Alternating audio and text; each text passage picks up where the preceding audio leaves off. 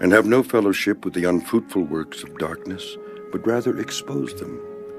For it is shameful even to speak of those things which are done by them in secret. But all things that are exposed are made manifest by the light, for whatever makes manifest is light. Therefore he says, "Awake, you who sleep, arise from the dead, and Christ will give you light."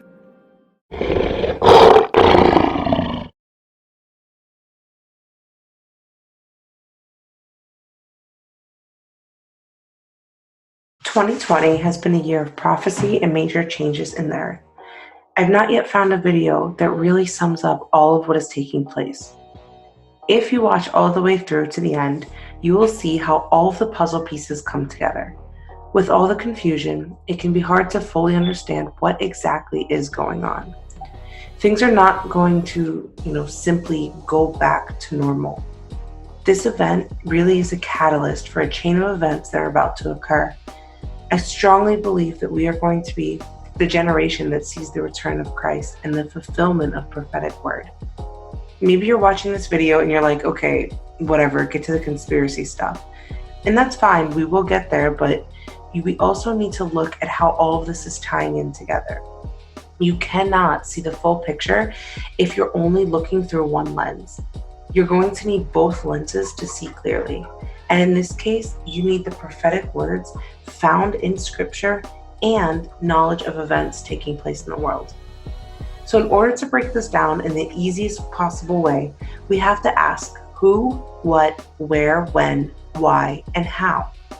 And in doing so, you will see how this whole story plays out. So the who in this story is twofold. It's the spiritual, meaning spiritual man, God, the devil, fallen angels, and its physical man, and the events taking place in our natural world. So spiritually speaking, the end game goal is to basically make you unsavable by essentially turning you non-human, as Christ died for humanity. Now the devil's goal is to eternally damn you through scare tactics and deception. Now you can see this playing out in our physical world through advancements in medical science that are meant to change the genetic makeup of mankind, brainwashing through predictive programming and herd mentality. And finally, there's this plugging you into the beast system, which will control every facet of your natural world, specifically that of the economy, right? As you're going to need money to survive. This will all take place, not just locally, but on a global scale. Though individual nations are playing their part in the, eventual implementation of this world system, this world beast system. So globally, we're moving toward a one world government, one world bank, one world religion, and so on. And as this band called The Internet claims in their song Come Together, the words they say are, they're going to make us all come together. Okay. Any critical thinker would then ask, well, who is they and why? And so a plandemic is the perfect scapegoat to bring divided countries together to create global policies and laws to implement for the future beast system in order to maintain control on a global scale. Now, it's important to pay attention to the language that's being used concerning this. Leaders have been claiming that we're fighting a war on the coronavirus. I want to assure the American people that we're doing everything we can each day to confront and ultimately defeat this horrible, invisible enemy. We're at war. In a true sense, we're at war. And we're fighting an invisible enemy. Think of that. Now, every war has an enemy, and those who support the enemy are called terrorists. Now, if the solution that the world is begging for just happens to be a vaccine, then vaccine refusers will be the enemy's supporters. Yes, if you refuse to inject poison into your body, then you will be considered a terrorist. This certainly is in the public eye, but there is also a bigger plan. So what is that plan? And so the goal of this video is to really begin to expose what parts of this plan are. And now the idea is to create a group of working class slaves that are meant to serve the elite of this earth. Now this plan is far from new. So just like we see in Ecclesiastes.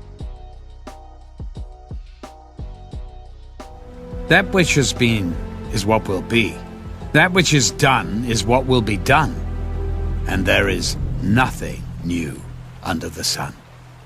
Is there anything of which it may be said, "See, this is new"? It has already been in ancient times before us. There is no remembrance of former things, nor will there be any remembrance of things that are to come by those who will come after. So history is essentially repeating itself, and Jesus warned us about these times in his word. But as the days of Noah were, so also will the coming of the Son of Man be. For as in the days before the flood, they were eating and drinking, marrying and giving in marriage, until the day that Noah entered the ark, and did not know until the flood came and took them all away. So also will the coming of the Son of Man be. Now, the fallen angels are referenced in the book of Enoch, and several times throughout Scripture, they manifest themselves as the gods of the pagan nations. Now, these fallen entities, like in the days of Noah, are pushing humanity forward toward God's wrath. Now, we were warned about the moral climate of mankind in the days before his return. Professing to be wise, they became fools and changed the glory of the incorruptible God into an image made like corruptible man, and birds and four-footed animals and creeping things. Therefore God also gave them up to uncleanness in the lusts of their hearts, to dishonor their bodies among themselves, who exchanged the truth of God for the lie, and worshipped and served the creature rather than the Creator, who is blessed forever. Amen.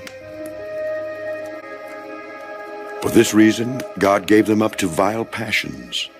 For even their women exchanged the natural use for what is against nature. Likewise also the men, leaving the natural use of the woman, burned in their lust for one another, men with men, committing what is shameful, and receiving in themselves the penalty of their error which was due.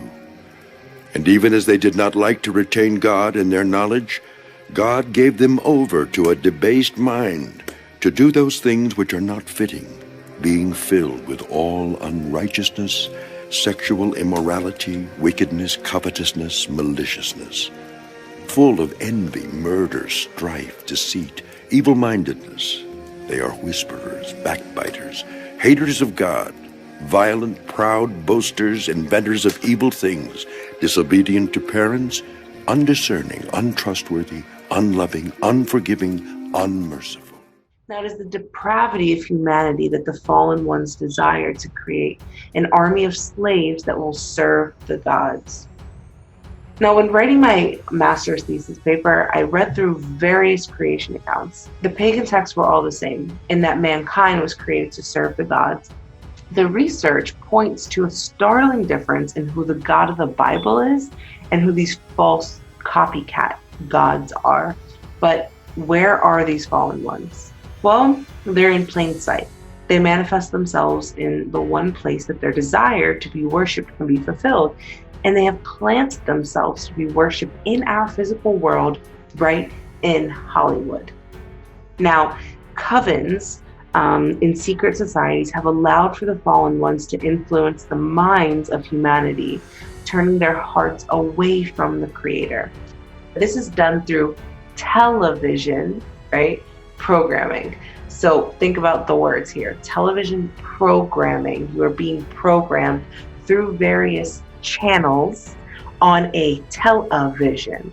Okay, so all of this is going back to just witchcraft. Basically, that is rampant, right, throughout Hollywood. Now, as the Hollywood was actually a favorite in making wands to perform spells, and it also means place of magic. So, we see like Disney Channel basically glorifying magic, getting kids kind of into it, like, oh, this is fun, but they don't realize the powers that are behind it are not godly, they are demonic. We allow access, right, to ourselves, our children, our friends. We directly invite them into our homes, through our televisions, through our phones. And, we have to believe, in something, right? So would you be surprised to learn that they serve the prince of the air, Lucifer himself? And you he made alive, who were dead in trespasses and sins, in which you once walked according to the course of this world, according to the prince of the power of the air, the Spirit, who now works in the sons of disobedience, among whom also we all once conducted ourselves in the lusts of our flesh, fulfilling the desires of the flesh and of the mind, and were by nature children of wrath, just as the others. But God, who is rich in mercy, because of his great love with which he loved us, even when we were dead in trespasses, made us alive together with Christ. So mystery religions and the Luciferian Freemasonry is designed to worship what they call the light, or as what we know to be the false light with the promise of godhood. So it's the same thing promised to Eve in the garden, right? That you will be as God. And so it's the oldest lie in the book, and it's also the most effective lie in the book. Upon completion of the 33rd degree, they have become gods essentially in their own right and believe themselves worthy to be worshipped. So they have moved forward with medical technology. The idea is to allow their consciousness to be uploaded to a cloud-like computer and later downloaded into a new avatar-like body. And you can see this in a lot of predictive programming. It's likely that we will merge somehow or another with this sort of technology and it'll augment what we are now, or do you think it will replace us? Well, that's the scenario. The merge scenario with AI is the one that seems like probably the best. Like for us. Yes. Like if you can't beat it, join it. That's yeah. So from a long-term existential standpoint, that's like the purpose of Neuralink, is to create a high bandwidth interface to the brain such that we can be symbiotic with AI. Because we have a bandwidth problem. You just can't communicate through your fingers. It's too slow. And where's Neuralink at right now?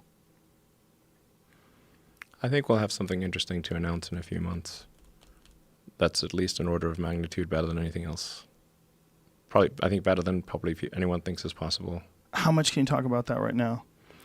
I don't want to jump the gun on that. But what's like the ultimate, what's the idea behind it? Like, what are you trying to accomplish with it? Like, what would you like, best case scenario?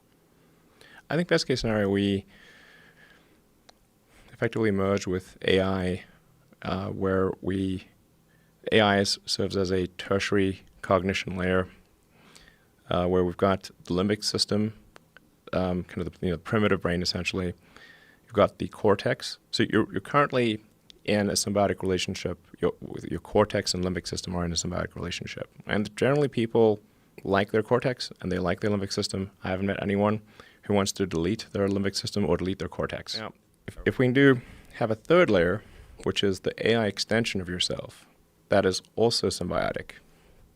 And there's enough bandwidth between the cortex and the AI extension of yourself such that the AI doesn't de facto separate. Instead of replacing us, it will radically change our capabilities. Yes, it will enable anyone who wants to have superhuman cognition. Anyone who wants. This is not a matter of earning power, because your earning power would be vastly greater after you do it. So it's just like anyone who wants can just do it, in theory. That's the theory. And if that's the case, then, and let's say billions of people do it, then the outcome for humanity will be the sum of human will, the sum of billions of people's desire for the future. That your phone is already an extension of you. You're already a cyborg.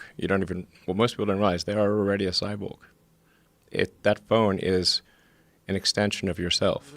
You will be essentially snapshotted into a computer at any time. If your biological self dies, you could probably just upload into a new unit. And the fourth kingdom shall be as strong as iron, inasmuch as iron breaks in pieces and shatters everything. And like iron that crushes, that kingdom will break in pieces and crush all the others. Whereas you saw the feet and toes, partly of potter's clay and partly of iron, the kingdom shall be divided. Yet the strength of the iron shall be in it, just as you saw the iron mixed with ceramic clay. And as the toes of the feet were partly of iron and partly of clay, so the kingdom shall be partly strong and partly fragile. As you saw iron mixed with ceramic clay, they will mingle with the seed of men, but they will not adhere to one another, just as iron does not mix with clay. And in the days of these kings, the God of heaven will set up a kingdom which shall never be destroyed. And the kingdom shall not be left to other people. It shall break in pieces and consume all these kingdoms, and it shall stand forever. This coming system of slavery will be ignorantly demanded by the people. The Luciferian elite want to basically cheat death in their own right. They believe that they have achieved godhood and that they are worthy of being served. Again, it is, our war is not with the person per se, it is with the presence behind the person, is the spirit behind the person, which is Satan. When he fell from heaven, and he fell as lightning, and then in that fall he said, in his pride, I will exalt myself to become as God and to be worshipped as God. And so, again, really there's nothing new under the sun. So according to one creation account, that same narrative is actually being told today. When overpopulation became an issue in this account, the gods would send a disaster in order to destroy them. Now, it sounds similar to today's narrative of an overpopulated earth depleted of resources.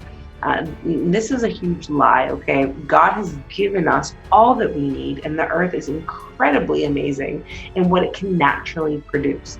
It is the creation of overcrowded industrialized cities and an economic system through which poverty is rampant that allows for the illusion of lack of resources. So Agenda 21 is one of the initiatives, right? It was put forward, I believe it was in 1991. I'm Rosa Corey, and I'm from the United States, California. And my topic, what I speak about, is one of the most vitally important issues of our age, and that is United Nations Agenda 21, Sustainable Development. As I'll be talking about tomorrow, it is the inventory and control plan. Inventory and control of all land, all water, all minerals, all plants, all animals, all construction, all means of production, all food, all energy, all information, and all human beings in the world. And this is a plan that was agreed to by 179 nations back in 1992. It's a United Nations plan.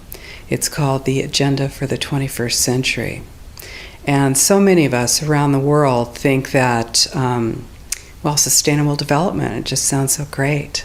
Isn't it about recycling and creative reuse and creating energy and food resources for everyone? And the answer is no, it really is not. It's about moving populations into city centers, concentrated city centers, and clearing them out of the rural areas. We created the Post-Sustainability Institute in order to educate people about the economic, social, political, and environmental impacts of communitarianism on the world. And communitarianism is that concept, that social and political construct that says that the individual's rights should be balanced against the rights of the community. And of course, the community is that amorphous, undefined community that we, when we talk about community, we think we're, of course, part of it and that, it's a positive thing. But really, community is constructed. It's constructed of non-governmental organizations, corporations, and government in order to dictate and regulate what it is that happens around the world. And we, as individuals, have literally no influence on that unless we are in agreement with it. If you dissent against the community, against communitarian law, or against communitarian social tactics, you're rejected and basically made an outcast.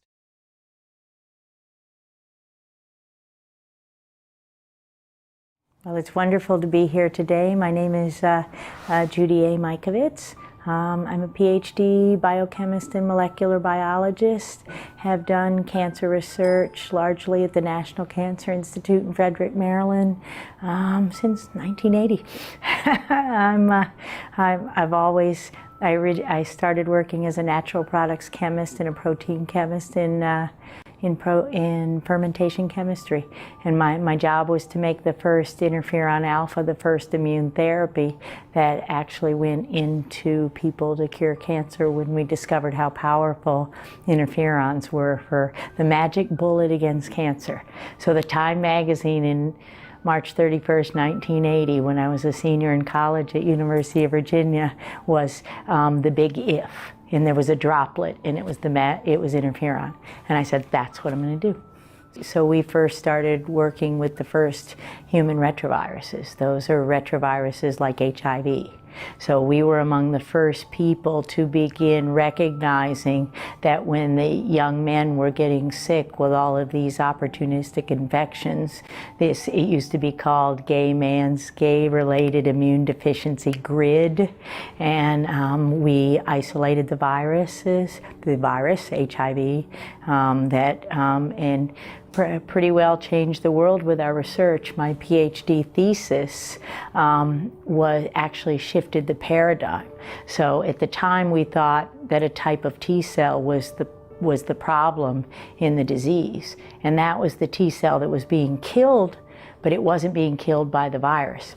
It was being killed by indirect mechanisms. We used to call it bystander effects because my PhD thesis, in fact, was defended a week after Magic Johnson declared he was HIV positive. That was November 14, 1991. In 2009, we were working on autism and a disease called myalgic encephalomyelitis. And many of the families with the patients had different kinds of cancers, and there was a little cluster of lymphoma and leukemias in Incline Village, a cluster of ALS, which is Lou Gehrig's disease, a motor neuron disease, and this chronic fatigue syndrome. And it looked like a virus, it smelled like a virus, a retrovirus, because those are the kinds of viruses that disrupt the immune system. And several other investigators back in the 90s had actually isolated retroviruses from these people, but the government called them contaminants, that they weren't real and that they didn't have anything to do with the disease. Well, we isolated a new family of viruses that were called xenotropic murine leukemia virus-related virus. So these viruses were murine leukemia viruses, mouse viruses. And so spin forward 2 years, our paper published in one of the best scientific journals in the world in Science, October 8, 2009. Usually that makes one's career. In my case, it ended my life as a scientist as I knew it. Basically the realization, the big oh my God, of all of those sequences we've seen and all of those proteins and all of these contaminants are causing disease. The fact that they were real was just too much for 25 million Americans are infected with the viruses that came out of the lab, from out of labs into humans via contaminated blood and vaccines. And that was what, so I was fired, jailed, without cause, without hearing, without any civil rights at all, just drug out of my house in shackles one day, November 18th, 2011. I refused to denounce the data. I refused to say it was a mistake. We had the data, I showed the data, I showed all of the data, and I just refused. They basically said, tell everybody you made it all up and you can go home. And if you don't, we'll destroy you. And they did. I mean, economically as a profession, but they didn't, because thank God for my faith and for my husband and for my family and for the patients, because in order to steal one's passion, my passion wasn't money. Scientists don't make money. My passion was helping people, and the patients never walked away from me. So in 2011, another AIDS researcher in a journal called Frontiers in Microbiology wrote a paper that really cost me a lot. I didn't know he was going to write this paper, but it basically said the most likely way that these murine leukemia virus related viruses, these types of viruses entered humans was through vaccines. So when did we start vaccines? 1953, 1934, right in the 30s with the polio, and what we were doing to attenuate, to make the virus less pathogenic, less toxic, is we were passing them through mouse brains. So we were passing them through the brains of mice, and every scientist who works with these viruses and worked at the National Cancer Institute recognized the possibility that if you put human tissue and mouse tissue together, the possibility is that you're going to pick up a virus that is silent in the mouse. That is, it doesn't hurt the mouse, but it kills the human or causes serious disease in the human. So I want people to understand, I want them to think. We live in a society where we're bombarded with commercials, big pharma, so they give you all the warning on Opdivo, the immune therapy that's a new chance for new life. And when you look at the little picture at the bottom, it says they live 12 months versus the 9 months of the control. These experiments aren't done. The vaccines don't have to be made or regulated like drugs. They're biologics. They're given a free pass. There's a vaccine court. You can't sue the doctor. You can't sue the manufacturer. There's a federal court that oversees vaccine injury, and it's more corrupt than anything you could ever imagine. And so they do everything they can to keep the public from knowing that every single shot damages you, and you might not see the cancer for 2 decades. And that's the very first thing. If we lived a biblical life, but also a biblical life is render unto Caesar what is Caesar's. That's money. They could have all my money. They don't have any right to do anything to my body. They don't have any right to inject anything I don't want injected into my body. So to live a healthy life, prevent anyone from forcing you to take toxic drugs, and it's mind control. I was the same way. I was brainwashed. How are we brainwashed in our society? We all have the TV on, interestingly, in this whole XMRV thing. My mom was watching Good Morning America one day back in Frederick, Maryland, and I'm in California. This is probably 2010 or so, or 11, when the press shut everything down. And she says, Judy, it just went around the ticker tape at the bottom of the screen that XMRV is proven false. You can all go home. It was a lab contaminant. Well, it may well have been a lab contaminant, but it's in humans and it's been there quite a while. So we need to turn off these TVs. The media is 95%. Big pharma owns the media. Our politicians. We need to dig deeper. We need to look in the truth. We need to start reading books again. And that is something that we wanted to expose to the world, and the reason that we created the Post Sustainability Institute was in order to sue. We sued our local government, and right now we're suing higher up in order to stop regional plans, because regionalization is the stepping stone to globalization, and globalization is the standardization of all systems. So that includes water, law enforcement, education, energy. All systems have to be brought into harmony in order to control them all. Because when systems don't meet, when they're out of balance or not in sync with one another, they can't be controlled centrally. And the goal of Agenda 21 is one world government and total control from a central unit. Well, every nation that signed on to Agenda 21 has its local Agenda 21 plan. People in the United States are completely unaware of this. If I go out and talk about this, the United States press attacks me and calls me a conspiracy theorist, which is totally ridiculous. It is a conspiracy, but it's not a theory. It's a fact. Here in Europe, it's openly spoken about, local Agenda 21, and of course here in Denmark, the Aalborg Principles, 1994, and then Aalborg Plus 10, 2004, was the European Roundtable for local Agenda 21, was held here, and the principles are public-private partnerships, which is fascism. And this is how it's implemented on the ground, is through this joining together between corporations, non-governmental organizations, and governments in order to cut out the actual individual, your voter, and instead to take that to a level where we literally cannot penetrate. And this is the goal. So this is already far progressed in Europe. Everyone sort of thinks that they know what that means, the idea of social equity. It must mean that, well, everyone's going to have access to clean water and clean air, and no one's property is going to be used as a dumping ground because they are at a poverty level. But really what social equity is about impoverishing huge portions of the population and bringing down the developed nations. So when you have your infrastructure attacked like that, it's going to have a tremendous impact on your ability to prosper, as well as the idea that everything that we're looking at now is destined to collapse our economies.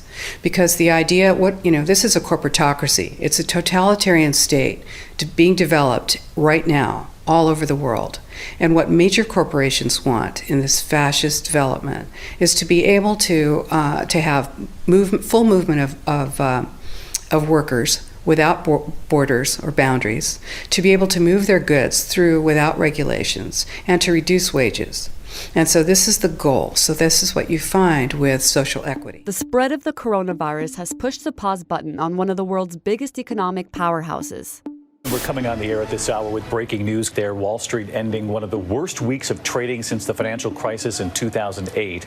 We're starting to get to that point where those supply chains are going to have massive disruptions. When the world was first hit with SARS almost 20 years ago, it caused an economic blip, mostly for China and its neighboring countries. But at the time, China's gross domestic product was only 4% of the global total. It now stands at 16%, making China the second largest economy behind the US. One major driver behind China's economic rise was its massive network of factories, which churn out everything from t-shirts to mobile phones for consumers all over the world. Today, China makes up a third of world manufacturing and is the world's largest exporter. Decades of globalization have created supply chains so deeply interconnected that when there are issues in China's economy, it's felt across the globe. We're in a situation where China, the shutdown in various factories and other places of work has meant that China isn't producing various bits that may well be vital inputs into production in other economies. So that is causing ripple-through effects a lot around global supply chains. In an effort to halt the spread of coronavirus, Wuhan, China, the epicenter of the virus, was sealed off, and China mandated factory shutdowns across most of its provinces. Hyundai Motors had to suspend production in South Korea in early February, after not receiving parts it usually gets from China. Apple felt the crunch as well. While the company designs and sells the iPhone, it doesn't manufacture its components.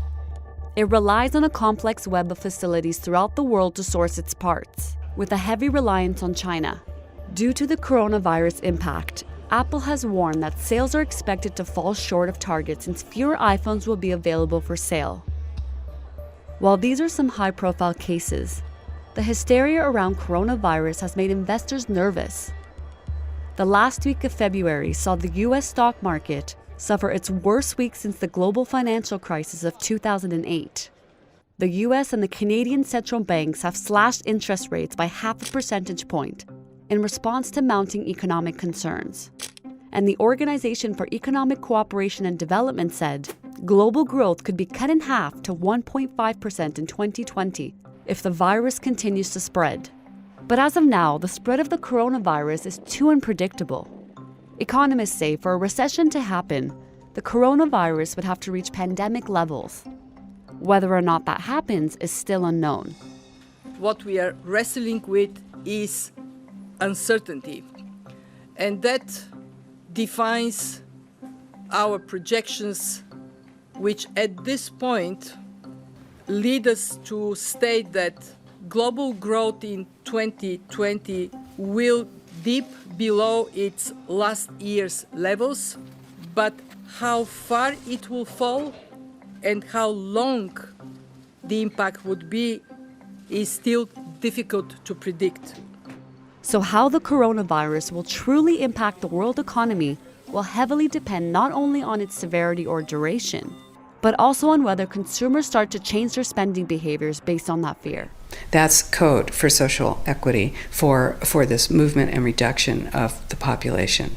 So, and of course, economy and ecology is about bringing into balance economy. These are the three circles: economy, ecology, and social equity. And where they meet in the center is balance. But really that balance is a communitarian balance. So it's not balance of well-being of the people. What it is it's a balance for corporations so that they can exploit and control and have populations in an area, in tightly packed, dense areas, so that they can be surveilled and managed. And this is what that balance looks like as far as the development of a totalitarian state is.